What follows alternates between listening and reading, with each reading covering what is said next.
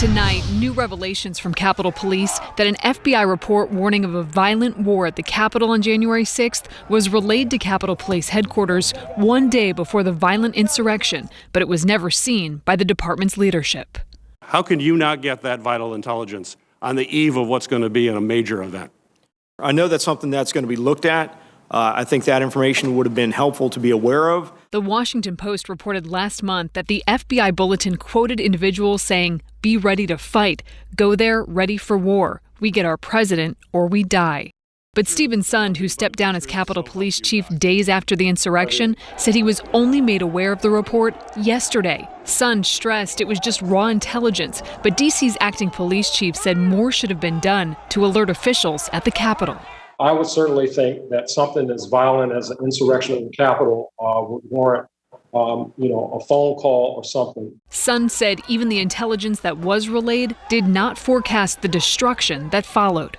None of the intelligence we received predicted what actually occurred. We properly planned for a mass demonstration with possible violence. What we got was a military-style coordinated assault on my officers and a violent takeover of the Capitol building. All of the officials testifying agreed the groups that converged on the Capitol were in fact coordinated. Do you agree that there is now clear evidence that supports the conclusion that the January 6th insurrection was planned and it was a coordinated attack on the U.S. Capitol? Yep. Yes. Would you agree that this attack involved white supremacists and extremist groups?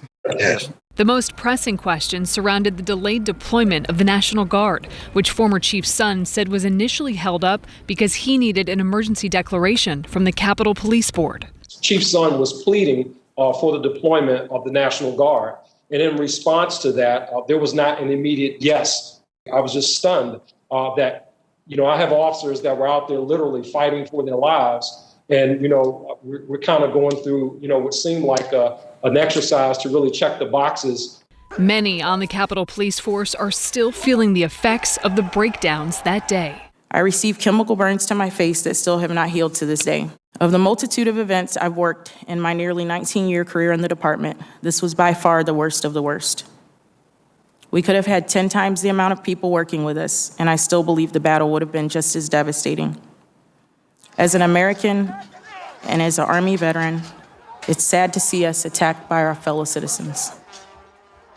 It was also revealed that most of the Capitol Police officers were not equipped with riot gear or the right kind of training to respond to the violence they faced. There will be another hearing next week, Aaron. It will be with FBI, Homeland Security, and the Defense Department.